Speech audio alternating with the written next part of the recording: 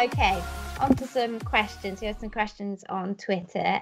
At FPL Planner asked, is it worth dumping Rambo for Fraser? This one's for you, Jay. You said you had some interesting stuff to say about Fraser.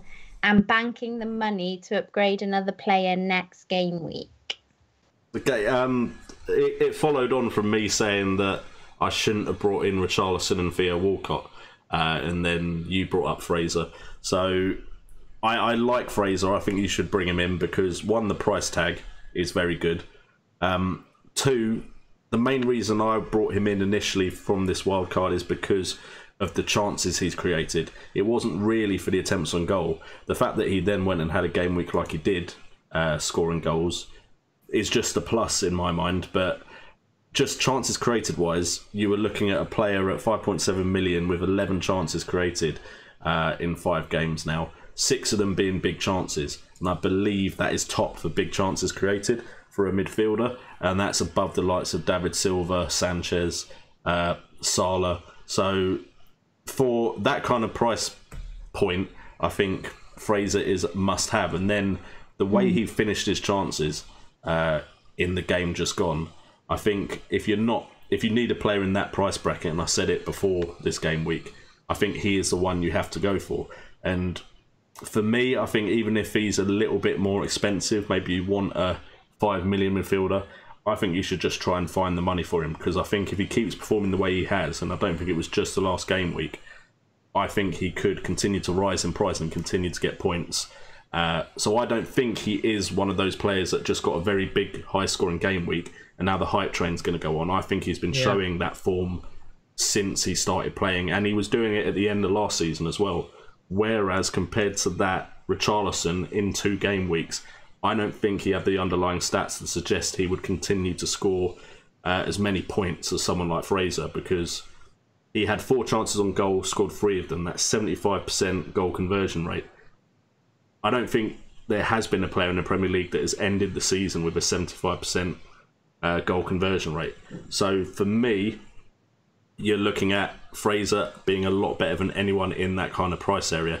As for Ramsey, I think rotation is still an issue there. I still don't think the Arsenal side is set, and I haven't seen a performance from Arsenal yet, which makes me think I want their players. And apologies to Arsenal fans, but the only one I'd really look at right now is Lacazette. That's the only one that kind of interests me. And I know he's played the last 2 games, but players have played 2 games in a row and then suddenly they're not in the team anymore. So rotation seems to be a big issue this season. And I think when you've got players like Fraser around, why would you go with someone that could be a rotation risk? So that's pretty much my thoughts on all 4 of those players. If you compare the 2 of them, Fraser, as Joe was saying, has three goals at 2 assists compared to Ramsey's none of anything so far. So they have similar pass percentage ratings. Ramsey's 79.8% to Fraser's 76.8%. As we all know, though, Rambo can have one of those games where he goes absolutely nuts. But I think there's just so much value in Fraser and probably far more consistency. You may as well just take the money, mate, and use it elsewhere. As far as I'm concerned, I don't know if everyone else. Oh, Brett looks as if he disagrees. I didn't think you'd pick up on that. Well, look, it's easy for me to say because I own Fraser. So if I didn't own him, I would be very concerned not to because of the way he's playing. And like Jay was saying, this wasn't just a one-off. Like, I brought him in on the wild card 2 game weeks ago because of the form he was showing. Like, even in the League Cup, he scored and got an assist. Like, he's been playing well since the beginning of the season. So he wasn't an option that I was just bringing to stick on the bench by any means. I had every intention of playing Fraser for all these games because of Bournemouth's good fixtures as well. So I would be hypocritical to not say don't swap Ramsey to Fraser. What was the original question in terms of why does he need to free up that money? Just he was just asking if he should, like, okay. whether he should or not. The only sort of little bit of knowledge or I can't think of the right word, but Ramsey did get a hat-trick against Everton last year. Last season at home, when Arsenal were at home, he scored a hat-trick against Everton. And Everton's defence do look so suspect at the moment. They've got a lot of players missing. If it gets to Thursday or Friday and they've still got I don't know what the status of Yerry Mina is and, Jagielko. I don't know the status of all their injuries, how long-term they are.